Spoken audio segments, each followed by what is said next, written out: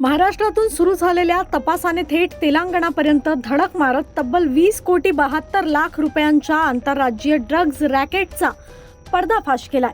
मीरा भाईंदर वसई विरार पोलिसांच्या गुन्हे प्रकटीकरण शाखेने तेलंगणातील जहिराबाद येथे सुरू असलेला मॅफेड्रॉन अर्थात MD ड्रग्ज तयार करण्याचा कारखाना उद्ध्वस्त केलाय. या कारवाईत 6,22,00,000 रुपयांचा मुद्देमाल जप्त करण्यात आलाय. या प्रकरणाची सुरुवात एप्रिल महिन्यात मीरा रोड येथे झालेल्या छापेमारीतून झाली होती. त्यानंतरच्या तपासात आतापर्यंत 15 आरोपींना अटक करण्यात आली आहे. तेलंगणातील एका फार्म हाऊसवर टाकलेल्या धाडीत 3 किलो MD ड्रग्ज, 2,293 लिटर रसायने आणि ड्रग्ज निर्मितीसाठी लागणारे साहित्य जप्त करण्यात आले. या कारवाईमुळे आंतरराज्यीय ड्रग्ज नेटवर्कला मोठा धक्का बसला असून या रॅकेट मागील इतर सूत्रधारांचा शोध अद्यापही सुरू आहे. सगळ्यांना माहीत असेल, NDV पोलीसची ड्रग्सचे विरुद्ध मोहीम सुरू आहे. मागे पण ते 2-3 प्रेस कॉन्फरन्सेस झाली होती. आपली सुविधेसाठी एकदा संपूर्ण श्रृंखला सांगतो मी इथे.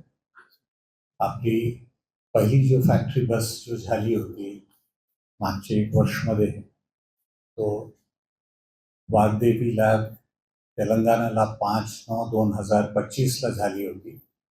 याबाबत सविस्तर माहिती देण्यात आली होती सगळ्यांना. त्यानंतर दुसरी फॅक्टरी झुंझुनू राजस्थानमध्ये 14 डिसेंबर 2025 मध्ये बस करण्यात आली होती.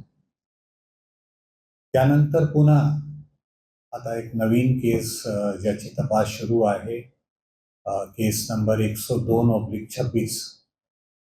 या तपास दरम्यान मालवणीमध्ये 11 मईमध्ये पुन्हा जो आहे एक फॅक्टरी 2 ठिकाणी, ॲक्च्युली 2 जागे हे कामकाज चालू होतं.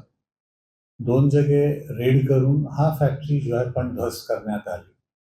आणि या श्रृंखलामध्ये आता पुन्हा ज्याच्यासाठी आपण जमलो आहे, मोठी सफलता क्राईम ब्रांच मीरा भाईंदर वसई विरारची युनिट 4ला मिळालेली आहे.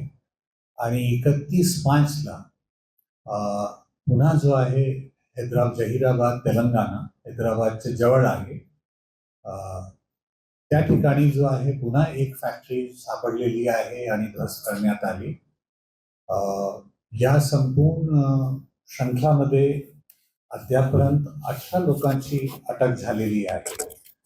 आणि सेम केसमध्ये आपल्याला माहीत असेल, मालवणीमध्ये पण ते फॅक्टरी ध्वस्त करण्यात आली. आता पुन्हा जो आहे सेम जो नेटवर्क होता, त्यांनी जो आहे हैदराबादमध्ये पण कारखाना चालू केला होता 2 ठिकाणी. आणि दोन्ही जागे आमची टीमनी पोहोचले आणि तिकडे सगळं साहित्य आणि MD ड्रग्ज जप्त करण्यात आलेली आहे. याची सुरुवात जो आहे ते 4 एप्रिलला ॲक्च्युली सुरू झाली होती.